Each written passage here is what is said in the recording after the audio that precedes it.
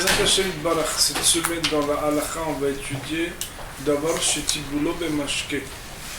Cela veut dire des raisons de faire Netilat Yadayim même quand on ne mange pas du pain. Il marque Shulchan Aruch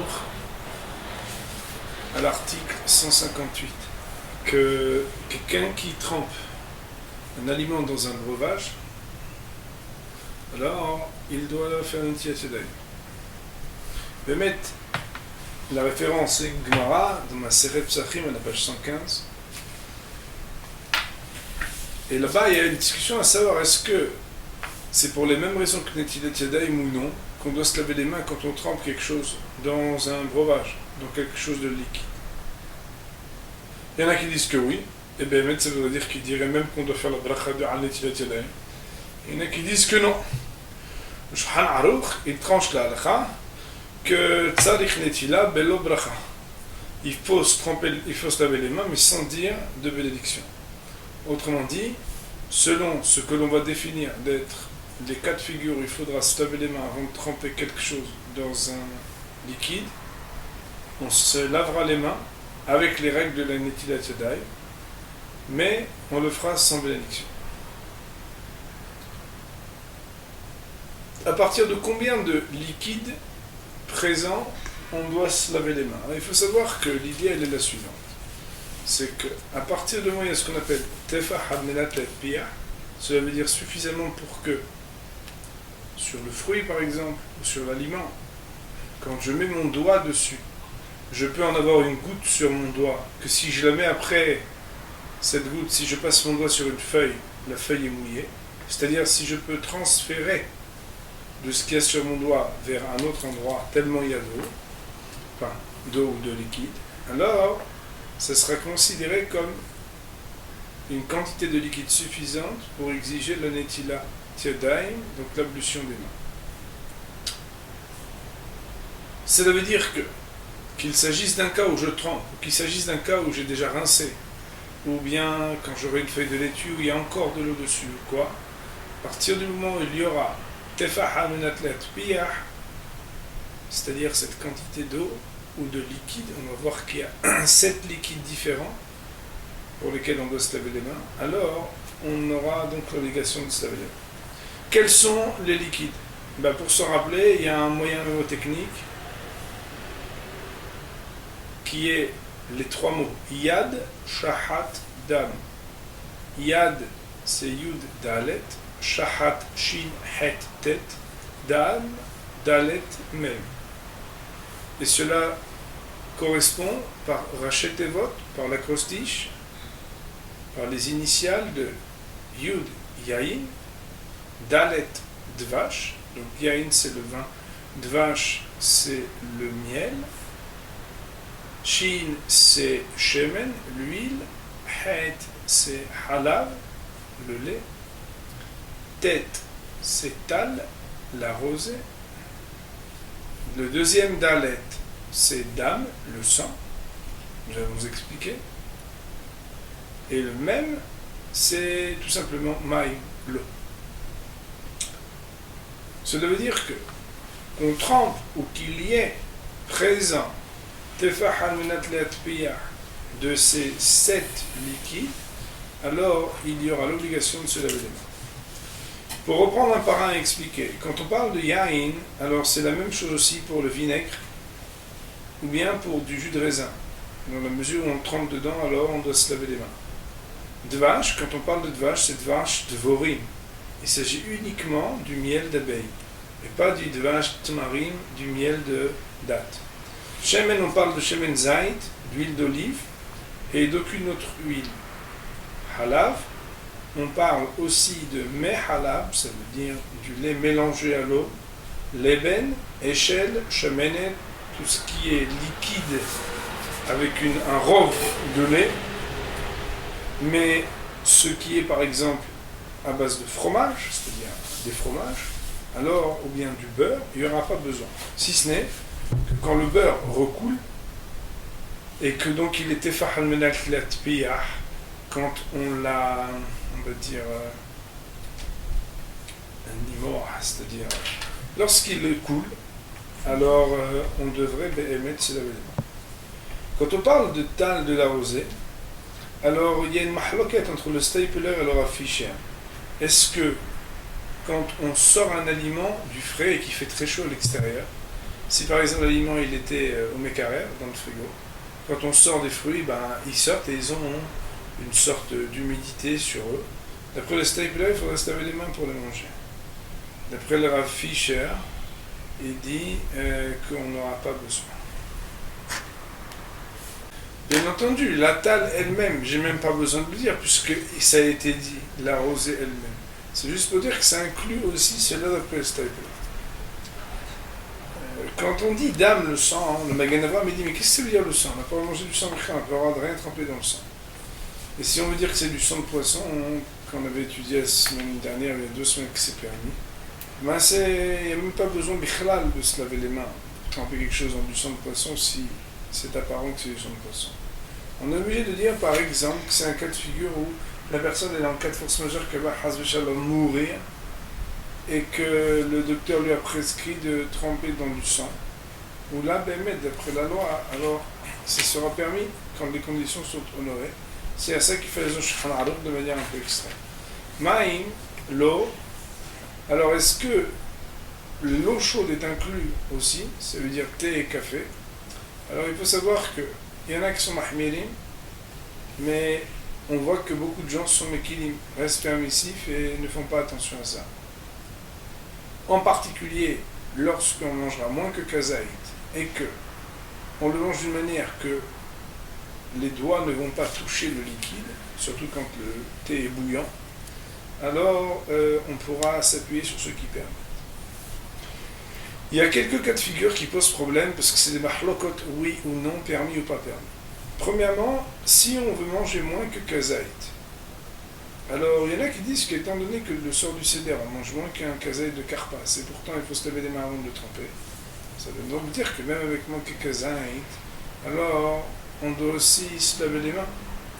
Et bien c'est comme ça que le Kaf Haim Falaji de Izmir, le Kaf Haim Sofer, le Ben Ishai, le Hesed Alafim Rav Papo et d'autres ont tranché que Béhémet, c'est uniquement quand il y a plus même quand il y a moins que kazaït, on doit se laver les mains. Il y en a qui ne sont pas d'accord avec ça et qui sont mekilim, qui disent qu'à partir du moment que kazaït serait permis, ils sont le Hida, le Mishnah Brura. Et l'idée, elle est que, étant donné que même concernant le pain, quand on a moins que kazaït à manger, alors on fait Amotzi Lahem Naaretz, on n'a pas besoin de faire Netilat Yadayim. Les problèmes commencent quand on va manger plus que kazaït. Alors ils disent on ne va pas être plus mahmir avec d'autres aliments qu'avec le pain. Quoi qu'il en soit, étant donné qu'il y en a qui sont mahmirim, alken ra'ou ahmir, c'est mieux de faire attention, même quand on mange moins que kazaït. Cependant, étant donné qu'il y a des gdolé aposkim, des grands décisionnaires, qui permettent, même avec moins que kazaït, de ne pas se laver les mains, on ne pourra rien dire à quelqu'un qui, quand il mange un petit quelque chose, alors il ne se lave pas les mains avant de tremper. Marqué dans Shulchan Aruch, même quand les mains ne vont pas toucher du tout le liquide, comme par exemple le bonhomme il prend, je sais rien, imaginez-vous par exemple qu'un bonhomme il prend des choses que normalement on trempe, et qu'il les prend avec une fourchette, malgré tout il faut se laver les mains, parce que l'habitude c'est de les tremper. Alors le ma'aseh, tout ce qu'on trempe, à partir du moment où on trempe, il faut se laver les mains. Ben Ishai et le Kaf Haim, ils disent que même si quelqu'un il trempe son doigt dans du miel ou dans de l'eau ou dans tout ce qu'on a dit pour mettre dans sa bouche, il faudrait se laver les mains. Mais le Mishnah Brura il dit qu'il n'y a pas besoin. Pourquoi? Parce que l'idée elle est de dire que tout ce qu'on a besoin de se laver les mains pour quelque chose qu'on trempe, c'est quand on va manger, pas quand on va boire. Quand c'est défini comme boire, alors ça ne s'appellera pas besoin de devoir se laver les mains. Si un bonhomme il veut tremper de la viande, ou bien un fruit ou un légume, ça ne change rien. Il ne s'agit pas uniquement d'une loi concernant le pain ou les gâteaux, pour lesquels il faut se laver les mains. Dans tous les cas, il faut se laver les mains. Halakha suivante, même si quelqu'un il veut juste rincer son aliment, il veut le laver. À partir du moment où il reste Tefah al-Menatlat Piyah, où il va laver avec plus que Tefah al-Menatlat Piyah, c'est tout le temps le cas, alors ben, on devrait se laver les mains. Il y a un cas de figure où il y en a qui permettent, c'est quand c'est un aliment que de toute façon on ne mange pas avec son écorce. Il y a des gens, ils rincent un peu à l'extérieur, un aliment qui est, je donne un exemple, une banane, elle a un petit peu de terre, ça me dégoûte de la prendre dans la main avec sa terre, ou avec je ne sais pas ce qu'il y a dessus. Alors je viens, je la rince. Étant donné que je la rince, mais qu'après je vais de toute façon enlever son écorce, et que lorsque je la mange, elle n'a pas en dessous de son écorce de un des 7 liquides, alors il y aurait des permissions de ne pas avoir besoin de se laver les mains.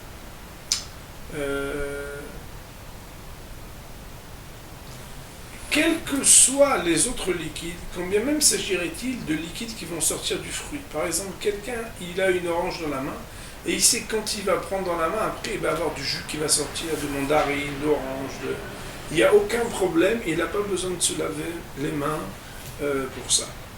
Si quelque chose est frit, si c'est frit avec de l'huile, ou bien avec, ils disent ici mebetsim, ça veut dire des œufs, quoi, de l'œuf battu, alors il n'y aurait pas besoin de netilat yadayim. Par contre, si ça a été frit,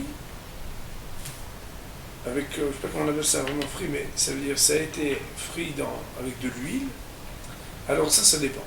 Si, au moment où on vient de manger, c'est quelque chose dont le miel, je dis huile, dans le miel, si ça a été baigné dans le miel pour le frire, et que si le miel il est dur, que Behemet, il n'y a pas Tefah al-Menatlat Piyah parce que c'est vraiment du dur, alors d'après tout le monde c'est permis, on n'a pas l'obligation de se laver les mains. Par contre, si c'est un peu coulant, ça veut dire c'est du miel, qu'il est un peu coulant, il y a une discussion entre le Taz et Magen Avraham.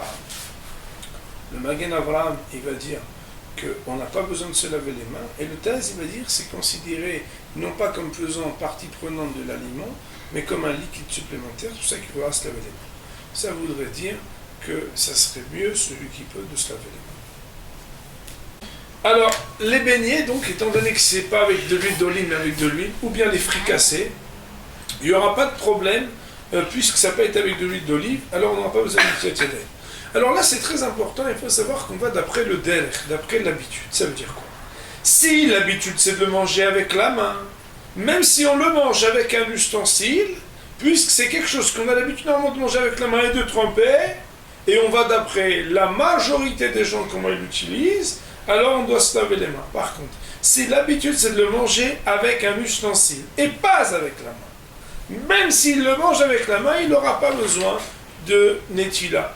Je ne vais pas donner d'exemple précis, chacun par rapport à son utilisation telle qu'il connaît. On n'a pas besoin donc de netilat yadayim pour manger des perot, et le Shulchan Aruch il dit même celui qui se lave les mains pour manger des perot, arezem igase aruah, c'est un bonhomme qui se la raconte, qui fait zarma que non, moi je suis netilat pour tout, c'est là des ch'touillottes.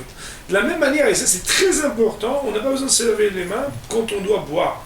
C'est-à-dire si quelqu'un il veut boire de l'eau, même d'un fleuve ou qu'il va boire avec ses mains, il n'a pas besoin parce que c'est pour la achila et pas pour la shtia, c'est pour manger et pas pour boire. Mais non. Là c'est très important parce que Behemet, on va voir des choses importantes.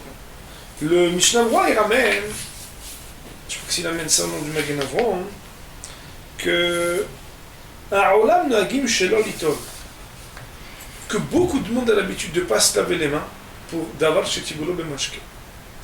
Et vous savez qu'un minhag, alors il a une force, c'est qu'il ne s'est pas basé sur rien. C'est parce qu'à la base, il y en a qui diraient qu'aujourd'hui on n'aurait pas besoin de se laver les mains pour Tibolo Bemashke. Seulement, il faut savoir que Gdolei Israël, Talmidei Hachamim, je vous ramène les mots du Kaf Haim ou d'autres poskim, Ikpidou Me'od, Aflo Leichol B'makom Shelo Yachol Liton, qu'ils ont préféré ne pas manger quand ils n'avaient pas la possibilité de se laver les mains avant de manger quelque chose qu'il fallait tremper. Et le grand de Vilna même, il faisait la bracha netilat yadayim sur cette netila là. C'est pourquoi, a priori, il faudrait faire attention chaque fois qu'on le peut, à être mahmir, de se laver les mains. D'abord, parce qu'il y en a qui disent que ceux qui sont mekilim, qui restent permissifs sur ce sujet, alors ils font partie de ceux qui sont mezalzel, benetilat yadayim, c'est-à-dire qui sont mezalzel dans l'interdit qui s'appelle l'interdit du motzi, et on dit ni'akar mina'olam behayav nidoui, que celui qui, dans la vraie netilat yadayim, il est mezalzel, il dénigre, alors lui, il serait arraché de ce monde et excommunié, balminam. Donc au niveau de la gravité, comme on le compare à cela, il dit le Hesed la fin de Rav Pabo, il faut faire attention. Deuxièmement, c'est que ceux que de l'autre côté, c'est ce qui est le plus encourageant, ceux qui font attention, ils ont les mêmes brachot que celui qui fait attention à Netidaim. Et on sait qu'on a Shefa, Bracha, Vatstaha, quand on fait attention à Netidaim. Alors il faudra faire attention aussi sur Netidaim de Davar, chez Tiboula Mamashki. Il n'en reste pas moins que quand on voit quelqu'un qui par exemple il commence Torah et Mitzvot, ou bien quelqu'un qui devant nous est Mekel, c'est-à-dire reste permissif et se laver pas les mains, il ne faut pas commencer à lui faire des histoires comme si c'était aussi hayav que Netiadem du Motzi, puisque dans les poskim, dans les décisionnaires, il est ramené que certains ont l'habitude d'être permissifs à ce sujet. Baruch Adonai, Amen ve Amen.